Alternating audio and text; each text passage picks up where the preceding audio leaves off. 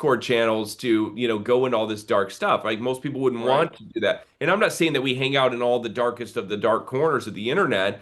You could justify some really weird stuff, but for the sake of evangelism. But what I am saying is that the younger generation, gaming rooms, TikTok lives, school cafeterias, they're vastly inaccessible to the average pastor in this nation. So Charlie knew that we had to use media. And he knew that in order to reach them, we also had to go where they were, and that was college campuses. He saw that as the battlefield. And when he was there, he was always learning. He was asking questions of them, not just to Charlie didn't care about debate. He wanted to help people find truth. Right. And if you're stranded in a desert and you're getting ready to die of dehydration, and somebody comes up to you to give you directions to the nearest town and hand you a bottle of water, the only reason that's a debate is if you think that you know the right way to go and they don't. But you've already been wandering for a long time. And if you're humble, you'll say, you know what? I need some help. I need directions. I need something to drink. And so truth is only offensive. Even people go, Charlie is provocative. Charlie wasn't provocative. Charlie was truthful. And what the only time truth is provocative is when you don't want to hear it. So yeah, to Mm. somebody who doesn't want to hear the truth, Charlie's provocative. All of us as Christian Right. communicators are provocative as somebody who doesn't want to hear the truth. I think it's a mislabel of him to call him that. I think it's misunderstanding who he was. Jesus wasn't provocative. He was a truth teller. He was the way, the truth, and the life. Charlie was a man. He was a man who had, faults and flaws just like any of us. He wasn't perfect. We shouldn't deify him, but he was a great man. And as far as men go, he was about as good as they come. As many have said, I think he was the best of us.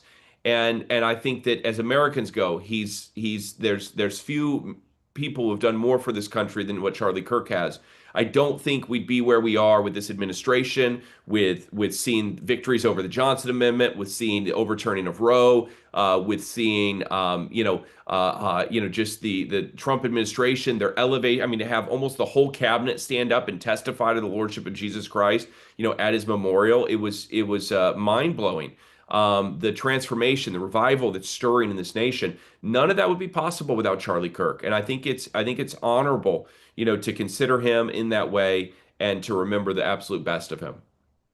Yeah, he really was that way, and I think you're right to remember the best of him. Charlie never claimed. I mean, I'd run into him, and I didn't know him as well as you, but I'd run into him. We in the same circle, so we were at different events, and we'd talk. He never claimed to be, perfect or to know everything or have all the answers. Again, something good about his leadership in that. And so, talk about that for a second, Charlie. He, like you said, he really he cared about people. He didn't care about the debate. A lot of people care about the debate, right? They Yeah. they want the debate. They want to win the debate. At the end of the day, Charlie wanted to lead, as your analogy showed there. He wanted to lead that person to the right place with the right resource on the way, the water, get it and lead that person. Talk about that leadership and how he spread that throughout the TP organization, the Turning Point organization, and how that affected you. Charlie was a great leader, and his wife Erica is going to be a great leader as well. I mean, she already is, and Mm. she's going to do so well in this role. And happy to talk about that more too. But the um, Charlie had an ability to command a room like few people I've ever seen in my life. I've met, I mean, as I'm Mhm. among peers who do this. All of us probably on this call, we've met a lot of famous people.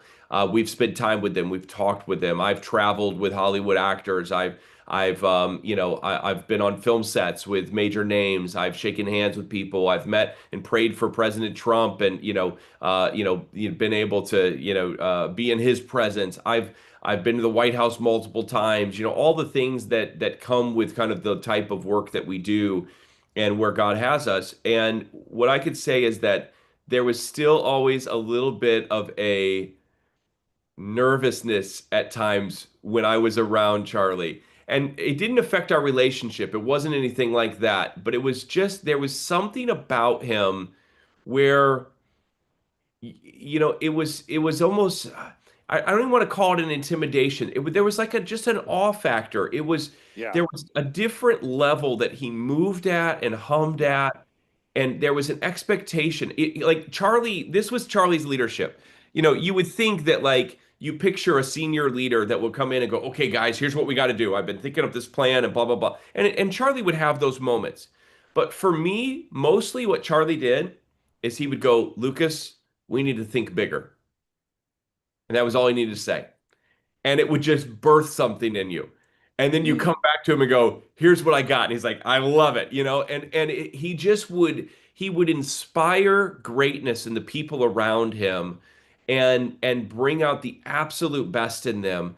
And he was a brilliant strategist. I mean, he's mapped out, through, probably 2050 on how to, keep America safe. I mean, he's brilliant. He wrote everything down.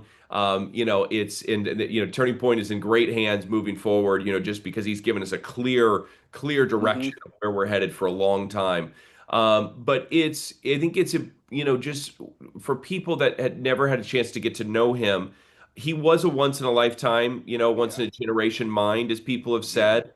I feel like I'm good on my feet. I'm able to think through complex ideas. I mean, I felt like a third grader around Charlie. It was just like, it's just ability to do that. But yet there was also a connection. Like I can remember we did these nights called Freedom Nights, which I'm doing one next week in his place, which I don't take lightly. At Dream City Church in Phoenix, and so we'll get 1,500 to 2,500 people, depending on who the guests are. And my faith department runs these. We'll bring in various voices in the faith community, and then they'll do a worship service. Charlie would come out and do a monologue, and then sit down and interview these guests, and then take Q&A from the crowd. And so, when that was typically when I would go out to Phoenix, was for these events, first week of every month. And I would always sit in the front row. And I was always sitting in the front row, kind of in eye line of Charlie with how he was on the stage. And anytime the conversation got theological, he would always look over to me. And it was kind of like after he said something, kind of look for me to go like, "Yes, you hit that." Like, "Yes, that was it." And I think he appreciated the reassurance, but he was so good theologically. I mean, he was better than most pastors are, when it came to that. But we always had that connection. I think that I was 15 years older. I'm 15 years older than he was. And despite that, he was a mentor to me in a lot of areas. I learned so much from him. I'd like to think that I added some value, in his world, and was able to kind of help him walk through, some of the theological concepts as well. But he didn't need a lot of help in that area. He was very in tune. He was in the Word all the time. He loved the Lord. He loved the church. He loved pastors so much. He just loved them. He always wanted to have pastors around. He just and not for show. This was private dinners and conversations. He just loved being around, people who understood the gospel, and he would ask them just question after question after question. So many good memories there. Yeah, he was a lifelong learner. I probably met Charlie maybe a couple of years into TPUSA when it started, and he was pretty young then. The change I saw in him, over that time was like you said, he really kind of started at least more conservative, kind of in his perspective and things. But I think he realized, and he and I had to talk about this. He realized that that the foundation of faith that was behind it all, conservatism without the faith. And then he was already a Christian, but he dove in deep to be able to understand and answer those questions, and he was, like you said, he was well read. He was a constant learner. Talk about for a second some things that we can learn about that from Charlie, because about his preparation and how he did that to engage with people. Yeah, he never stopped learning. And I this is something that I was conscious of before his passing. Since his passing, I've been a lot more conscious of it. The last 16 days, I haven't had time to, read or write my name for that matter. It's I can't even communicate the level of overwhelm. Mm-hmm. I told my wife the other day, and my parents came to NRB a couple times just to see what I do and everything else and follow me around. I think I exhausted them on the first day. And I said, my life right now is like if I was going to NRB for 16 days straight. On top of that, hosting a 3 hour live show, taking about 1,000 text messages, all this. I mean, but I'm comparing my world because the only place I know that's as crazy as what I'm doing right now is NRB week of the excitement and everything that happens there. And it's like that every day, but except for it's gripped in a lot of pain. It's gripped in a lot of Right. heartache, in terms of what we're going through right now. But it's Charlie loved to learn, and I've been, since his assassination, I've just been, I've made a new commitment in my life that I've got to go harder. I've got to, I can't, there's a lethargy that has come over the American church that Charlie hated. And he loved pastors, but he also got so mad at pastors that he felt like were weak. Or, there was a church there was a church in Phoenix. Charlie would tell you their name if he was here right now. I'll spare that at the moment. But there was a church in Phoenix, a large church, and they would not touch the abortion issue. And Arizona ends up passing, one of the most progressive, Right. liberal, pro-abortion, laws. And Charlie felt like if these guys would have said so, I had to talk him down from putting a billboard over the church, like, just condemning them, for this. He was ready to slay a dragon over this thing. And looking back, maybe I should have, encouraged him to do it. Um, he was so he loved the church, but he was always reading. But even more than that, he would gather people around him. I mean, I think probably a lot of people, you saw Frank Turek speak at the memorial. Frank's done a longer form, podcast on his experience. He was traveling with Charlie and because Charlie engaged him and mentor him in these areas. And as Frank said, like, how do you teach a guy who knows everything, anything? And Frank's comment was like the only thing about Charlie that surpassed his intellect was his humility. He would Hmm. learn something from everybody. It didn't matter any staff member. I would see him stop people. He'd walk through the halls and of the headquarters. We have multiple buildings. He'd pop in a building and he would just say, "Tell me what you do. What's the hardest thing about your job? What's an idea that you've had that we're not doing right now? If you could do anything differently, what would it look like?" He just always had these questions like ready to fire. And it would catch everybody off guard, and you'd just be like, but like he would learn something as they got that out. He would draw the best out of them. He loved having people like, the president of Hillsdale, around him to ask him questions. He loved pastors from all different denominations. We've seen people try to claim Charlie, oh, he was this or he was this. And I don't think Charlie, was able to be owned by any of that. I think that Charlie was just a guy who loved the Lord and loved the church. And he loved learning from pastors. He would learn from a Catholic priest the same way he would learn from Doug Wilson in the Reform movement, or Vody, and want to, Vody. I mean, man, I got the news of that, and what a tragic, loss for our community here as well. We have lost, four juggernauts of the faith Right. in the last, several months, and this should be this puts an exclamation point, I think, even more on the conversation is we have to rise up. I can't be Charlie Kirk, but Right. I can be the best Lucas Miles in my generation. And what that means is I need to take the lessons from Charlie of being a lifelong learner, of pushing myself, of pushing my body for the sake of the gospel and the sake of the next generation, of thinking strategically. I have to draw from that sort of spirit, that picture that we saw in him, and then some, to be able to do what this world needs right now. Yeah, that's a great point, and it's that passion, as you said, and that energy that he had for what he did. I've often thought about this since we've lost Charlie. That the Apostle Paul says in the Bible three times he writes. He says, imitate me as I'm imitating Christ." I don't think Paul wasn't trying to step in and be Christ.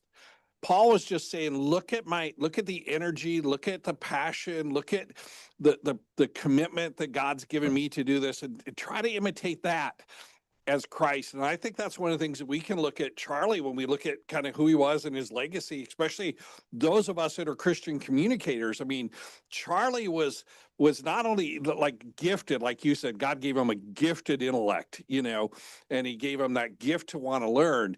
But Charlie was also an incredible communicator. when he talked to people. And I'm like you've seen all these comments, and I've made some comments about Charlie, and then somebody will come in and go, oh, he was this or he was that. And I often say to him, give me an example of that, because there really isn't examples out there where he was these, racist kind of person. People try to, the left's trying to make him out to be, but he was a communicator, and he knew that communication was so important to what he was doing. Talk about that. Well, I think it was Don Jr. And it's amazing that I'm quoting Don Jr.'s use of scripture and reason and logic. And I mean, we saw the highest officials in the land and some of the most prominent leaders in the nation share the gospel at the one of the most televised events in human history. It was Right. absolutely amazing. Don said about Charlie, I think he acknowledged the accusations of he's fascist or something like that. And he's like, I haven't seen a lot of fascists who are willing to give the other side a microphone for 3 hours.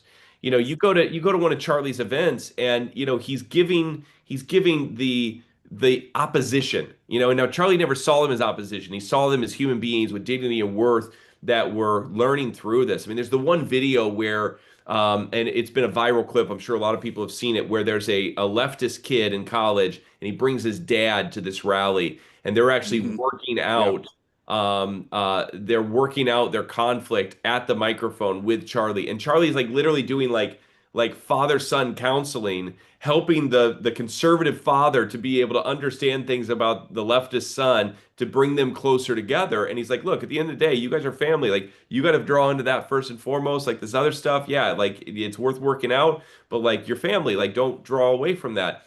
And family always came first for him, but he had a heart to reach those people in that way. I think that Charlie, again, because truth is provocative when you don't want to hear it, it's easy Right. just to throw a label or an accusation. When I came into the organization, I was probably,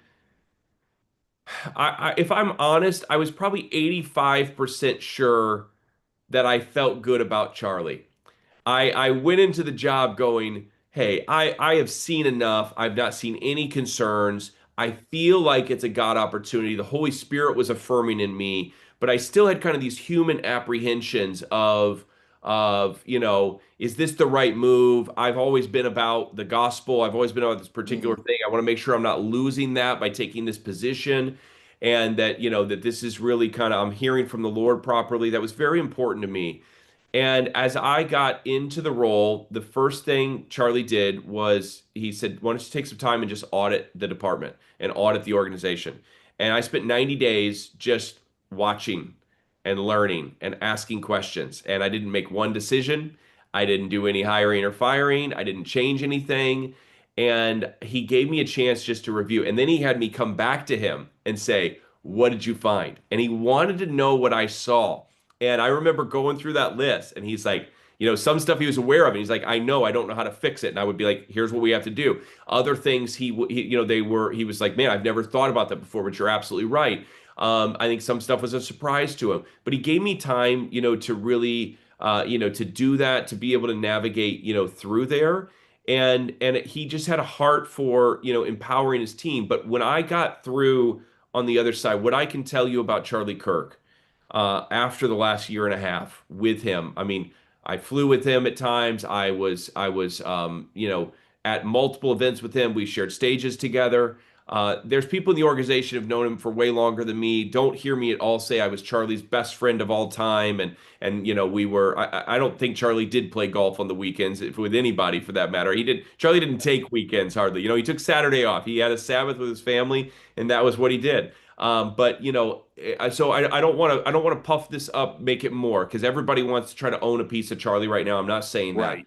In the role that I was in as a senior director, overseeing all of the faith operations within TPUSA, what I can tell you is I've never seen a person with more integrity. Who Mm. what he preached is what he practiced. Who he encouraged other to be people to be is who I saw him be. He exhibited just a form of godliness. Was he perfect? No, of course not. He's human. But again, he was a great man and a very integrity filled man. and the type of person that made me want to be a better man. There were many moments where, even in my own life, where I thought, you just have those moments of whether it's slacking off or just shutting down for a second. And I remember, I mean, there were moments where, my first thought was, Jesus, I got to keep going. Right behind there was a second thought of like, Charlie would want me to push harder on this. And it just like, there was a motivation there. Again, he just had a way of drawing out the best in people. Yeah, that's great. We've heard that Charlie said, was asked, what he wanted to be known for, if he passed, and he said Yeah. he wanted to be known for his courage and his faithfulness in that. And he was very aware. I remember I saw him at a CNP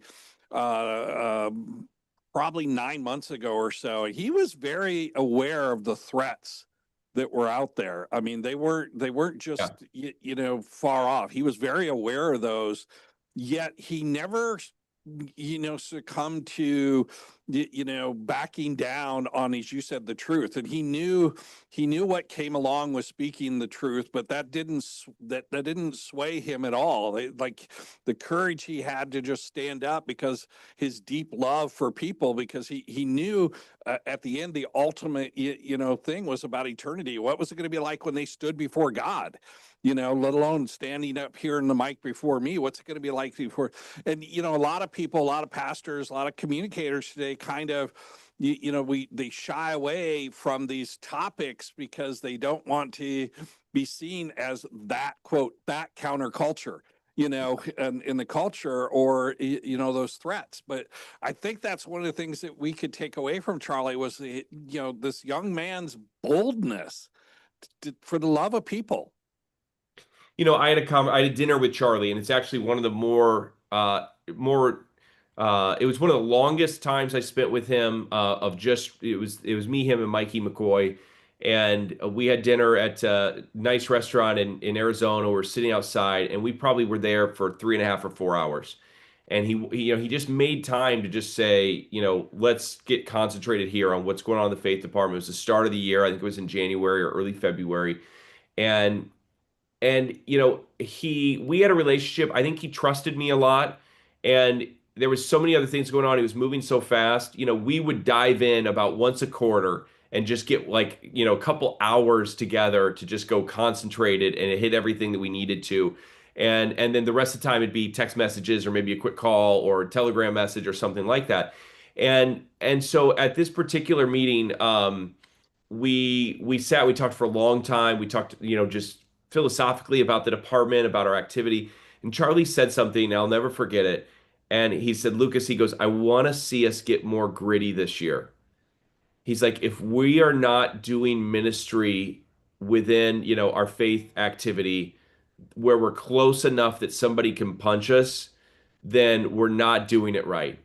And he just wanted so badly to be in the trenches. He loved that, seeing that viral content where somebody's out there, not in an obnoxious way, but like sharing the gospel, and they're at a convention or a Pride Festival preaching, or they're at, Burning Man, and they're going around and talking to people. He loved the idea of going to where people were, and the thought of safety. It was always important, to him. Obviously, he's had, two kids, and an amazing wife, and so he knew that the organization was counting on him to be there. I mean, his team is so amazing. Frank said this. I'll just echo what Dr. Frank Turek said. His team went so above and beyond, and they did that for him every day. I mean, here's the straight talk on situations like this. When you're looking at something, when the world wants you dead, your security has to be right every single time, and the other side just needs you to be wrong once. And I'm not even saying that our team was wrong. I think our team did everything right. And I applaud those guys. I've had the chance to Mhm. hug them. Our team's prayed for them. Um, man, they loved, Charlie so dearly and still do. But I think Charlie knew the risks that were out there. He did the forward for my new book, Pagan Threat. I think that he understood the pagan threat. I think he understood that there was a Marxist infiltration and a godless infiltration in this nation that wanted not only him dead, but it wanted everybody who calls on the name of the Lord dead. He was just the name that people knew. He was the one, he was the icon that represented all of us. And my theology is pretty simple. John 10:10 says the thief comes to steal, kill, and destroy, but Right. Jesus says, I've come to, give life and life to the full. And I think that, Charlie understood the risks, but the reward was worth it for him. And now he received that martyr's crown. He's given it all. It's I think he showed us the way of how to have courage. I've been assaulted twice. I've had stuff happen to me. When it comes to the Mm, gospel, when I think about it, it's minor compared to what Charlie went through. Even before the assassination, he went through so much more, so much hatred, right. so much, insults and death threats and everything else. Charlie's inspired me to be more courageous. And what he said about this, and I'll hand it back over, is, the one thing he taught me is that courage is the easiest thing in the world. That all you have to do is say yes. You don't have to be smart. You don't have to be. You really don't even have to be brave. You just have to say yes. You just have to stand up in the midst of a moment of truth and say yes to God, despite what Yeah. might happen to you. You can be scared to death, but as long as you say yes, you possess courage. Yeah, I wanted to spend a little time talking about those things because look, there's so many leadership lessons that we can get from that from Charlie's life. Like you said, he really lived a life that was well done, and in lessons of that. But let's pivot for a second and talk about where do we go from here? Where's this movement? It seems like God has. We know the scripture that says what the enemy meant for evil, God has turned to good. And it seems like, boy, this really has sparked something in the culture. It's like a tipping point. Like this has really sparked something in the culture. I mean, the pour out for the memorial service, the people who were there, the fact that we had, as you said, so many of the people that govern and lead this country who stood up, not only just stood up, it wasn't political speeches. They stood up and talked about their faith. They talked about the gospel. They talked about, people. They talked about us coming together as a nation in unity. Where do we go from here with the movement that God has ignited for us? That I love this question, and this is something that's been on my heart for a long time. I think that it's an area that we have to get better at. Um, and I think that there's some things that we can learn from Charlie, in this. First off, I believe that we really have to look for ways to become united around what I would call primary doctrine. As Christians, that we have to stop the infighting.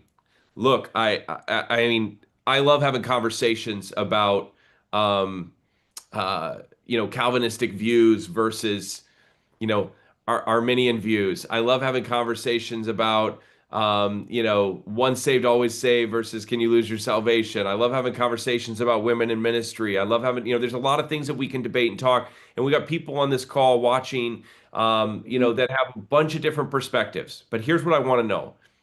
Do you believe and hold to the basic tenets of Christianity? So what are those? Well, we can find them in scripture. That's the easiest place to go, and it's the source of all of them. But we can look at summaries of them, like the Apostles' Creed. And we start with the idea that God's our creator. Just by believing that God is our creator and holding to that, we can solve the debate about marriage, sex, gender, any of those things, sanctity of life, because the Bible makes it clear if God is a creator, well, he's created male and female, he's created marriage, he's created life, and so life in the womb should be protected. He's created, just the makeup of who we are as men and women. I mean, all of that stuff. It's just that's one doctrine of Christianity, and it gives us a foundation for our conservatism and our view on a lot of these social issues. So we can go through the Lordship of Jesus, the Trinity, the resurrection from the dead, heaven and hell, depravity of man. Progressive Christianity is heretical because it denies the depravity of man. It basically says, I'm affirming you in your sin, and that because it's not really sin, it's actually okay. It's good that you're like you. That's how God made you, just how you are. It's a form of some of these ancient heresies kind of working their way back. Augustine dealt with all this stuff. This Right. is already there, but we're back at it again. It's circled back around. And so unifying around primary doctrine is really important, and we need to stop the conversation, oh, that person's a heretic because, they do this or that. Well, like there's time to say that person is a heretic. But we are much more, I think, freer with the term, and I think that we need to think more about unity first. So, I think, secondly, I think we have to be very strategic, especially as media, professionals. We have to look for ways to use media and technology to think differently. I had a guy the other day on a show, and it was a Christian show, and I've done 150 shows in the last 2 weeks, and so it's I can't even tell you the person's name honestly. But he tried to keep getting me to say, like, we just need this next generation. We just need them to show up to church. Yeah. And I was trying to tell him, like, look, yeah, I would love for the next generation to show up to church, but we got to get them out of their mom's basement first. We got to get them out of the dark places of the internet first. We're going to have to use technology and media and strategy to reach them, to even get them, to invite them to church. You don't just walk outside and go, come to church. Like, you have to go to where they are. And where they are is they're in their basement on their technology, and they're not leaving. Some of these kids don't even have driver's license, and they're 18, 20 years old, because the anxiety level is so high because of COVID and mass shootings, and wars in the Middle East, and threats of war in other places in the world, and the trans cult, and gender ideology. All this stuff has created so much trauma, fentanyl crisis, and they're struggling so deeply. And Charlie understood that, and he found a way to get to them. We can't be Charlie Kirk. As much as there's days where I wish I was Charlie Kirk. I would love to be, I'd love to have that mind and that intellect, but God didn't make me Charlie Kirk. He made me Lucas Miles. And as Lucas Miles, as Troy Miller, we have to figure out how to contextualize the gospel to this generation, the generation that is here 16 days after our friend Charlie Kirk was murdered. And we have to figure out how to take the true gospel, contextualize it to this moment in time and this moment in history, and figure out ways to get into the homes and the airways and the digital spaces and the virtual spaces to be able to reach people with the gospel. We cannot do it how we did 50 years ago. We can't do it how we did 25 years ago. It is, and probably the thing that was most compelling for me in this whole process. Jensen Franklin has been a tremendous friend to me this year, and he has come alongside of us even long before the assassination. He called me the night I received, or the day that Charlie got shot. I was actually out of the country in Aruba, and I received a call from my assistant telling me that he was shot. It was bad. They don't know how bad yet. To pray. We started making arrangements to come home. We couldn't get a flight until the next day. Charlie had encouraged me to take a vacation, and we were preparing just to head out early in the morning. And I told my wife, I said, I just need to go watch the sunset. And I watched the sunset by myself, and kind of used it as a time just to talk to the Lord, and just said goodbye to Charlie. We'd received the news of his passing. And right as the sun went down below the horizon, looking at this beautiful Aruba beach, Jensen called and just prayed over me for like 15 minutes. And it was so touching. And he sat with me at the memorial. And in the middle of, I think it was Marco Rubio or JD, I can't remember, preaching the gospel to hundreds of millions of people, from the stage. And Jensen leans over in his Southern accent, and he just says, if pastors stop preaching the gospel, God will replace them. And I thought, wow. And, the reality is, to all of us as Christian communicators, I know not everybody on this call are pastors the way that you and I both are, Troy. But as Christian communicators, what I'll tell you is a lot of pastors have stopped preaching the gospel. A lot of churches have stopped preaching the gospel. There's a lot of churches that wouldn't mention the greatest martyr of our generation, who did more for this nation and the world, and has led more people to Christ than virtually any evangelist in my lifetime. And they won't even mention him because they're afraid of splitting their church. They're afraid of what that's going to mean. What I would ask you to do is to think about Gideon, who hid in a wine press, hoping the battle that was raging all around him would just pass him by. until somebody showed up and said, "Arise, you mighty valiant warrior, get in the fight." And what I would say to you is there's pastors that aren't in this fight. And, if they don't get in the fight, that's between them and God. But if you're on this call and you're watching right now, I implore you, get in the fight. Arise, mighty, valiant warrior. It's your time. It's your moment. It's your season.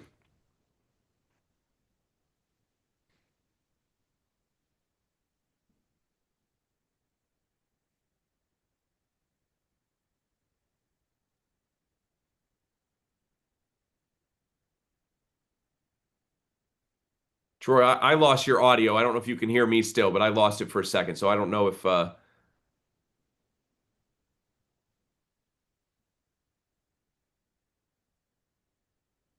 hopefully it's just me.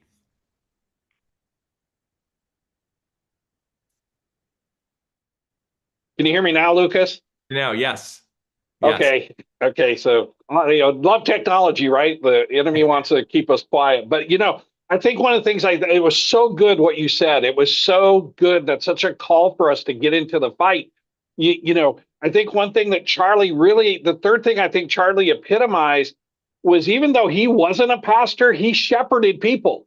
He Yeah. shepherded them away from, the culture and the world, and he tried to protect them from the wolves. He Yeah. wasn't afraid to protect people from the wolves out there. It reminds me of the young David. He went up against Goliath. He said, "Look, I was a shepherd. I faced the bear, I faced the lion, I faced the wolf. But why are you letting these people mock God?" And that's the fight that we need. That we need people, Christian communicators, pastors, that we can get into because the I was just look, we've lost, like you said, so many giants. I was at John MacArthur's memorial, and somebody said, he calls the messengers home, but the message goes on, Yeah. and he's called this messenger home, but we have the call to keep the message going on to a world and an America that is more open and more hungry for that message than ever before to hear that. So that's, I think, what we need to walk away with is that we, as communicators, as Christians, as pastors, and look, everybody out there who has one of these things, right? You have an influence network that you can carry on as a Christian in the way that Charlie did and engage 100%. people for the glory of God and for the gospel and for the eternal hope that we have in Christ Jesus. Troy, if I can make a plug here, I have a real passion just to see, a lot of people have come to me and said, "Hey, how can we support what's happening, everything else?" Well, first off, TPUSA Faith is going to continue to be, a major part of NRB. And we're so thankful for the network that you have put together and the entire board and team there. It's been a home for me for a long time. I'm looking forward to being with you guys. I know that you extended. I don't even know if my team's responded. Yeah, there's been so much stuff going on, but I got your Okay. letter of invitation. I'm planning on being there. Yes, I accept. So I'll be part of that this new year. And I would say also, there's a lot of ways to get involved with TPUSA Faith and TPUSA in general. And so our various events, America Fest. It's a great place for, broadcasters. If you're wanting to cover, some of these hot topics, we have space for that. It's not dates that's going to conflict with anything that's happening in NRB. We want to play nice, together. And I think that, whether it's podcasts or interviews, we have a lot of contributors that, I think as some of the Yeah. initial triage phase that we're in right now, as we pass through that, some of our team and contributors are going to be looking for those opportunities to get out and talk on their platforms and to be out there. I've been, one of probably a dozen of our team that's been out in the media, quite a bit. And, my book dropping the Monday after Charlie's Yeah. passing has been it's been insane, and there's been interest, and I'm it's been a gift. One of our Andrew Colvett, our chief comms officer, he said this is I told him I was struggling because it was doing well, and I said I feel like it's doing well. I know why it's doing well. It's doing well because Charlie wrote the forward. He wrote the forward. And he goes, Charlie's giving you a gift from the beyond. And he's like, he would want this to be a mega hit. And it has been. And I've been so blessed by that. And the message at the end of this book is that strategy that Charlie and I had talked through and worked on of how do we reach people. And so, it's an interesting time. It's a painful time. It's a time filled with deep sadness, anger. At times there's rage, that I feel, denial. I've had that a lot of just like, this Hmm. isn't real. I need to text Charlie. But honestly, the overwhelming emotion, and it's even hard to say this, the overwhelming emotion is hope. And it is that despite this, like, this earth isn't our home.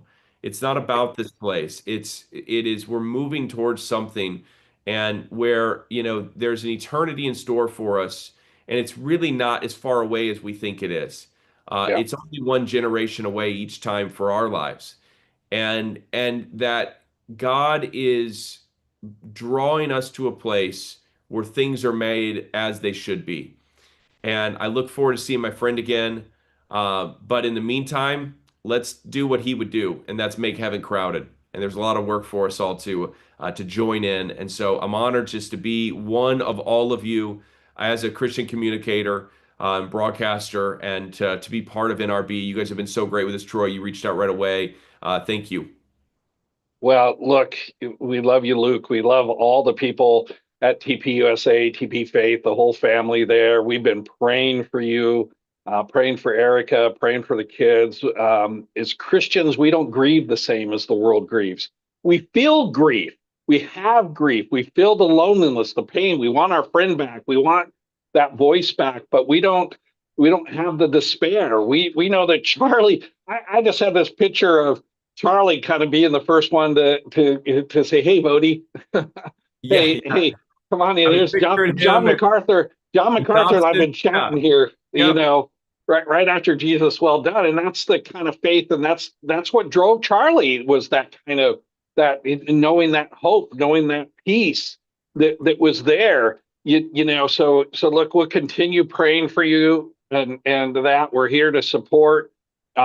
Look, Lucas didn't ask me to do this, but his book, the pagan threat, really deals with what we're looking at in the culture today, because it really is about Christianity versus paganism. It really is the pagan threat that's going. It's a great tool. It's going to be a great resource. And yet Charlie did the forward because he knew that. He knew that. And so it's going to be help for you individuals and for pastors. Lucas, we look forward to seeing you all at NRB.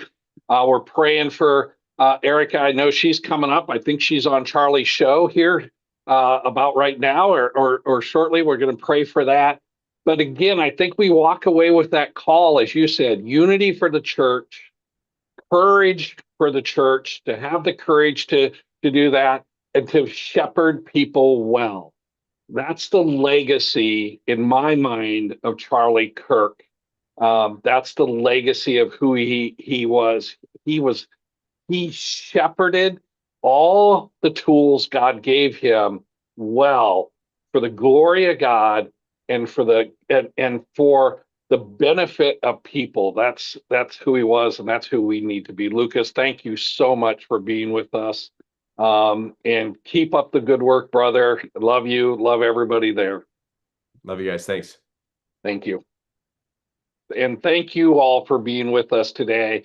Hope you can walk away even stronger in your faith, and feel that call individually, whether you're a Christian communicator watching this webinar, watching this, or whether you're just an individual. Walk away understanding that you can reach people for the glory of God and for the gospel. And I know we've seen the bracelets. You can be a Charlie Kirk. It's okay to imitate Charlie Kirk. It's okay to strive to be that. But as Lucas said, be who God's called you to be. And so may God give you the strength. May the Holy Spirit give you the wisdom and the words as you go out and help this dying world. Thank you all for being with us.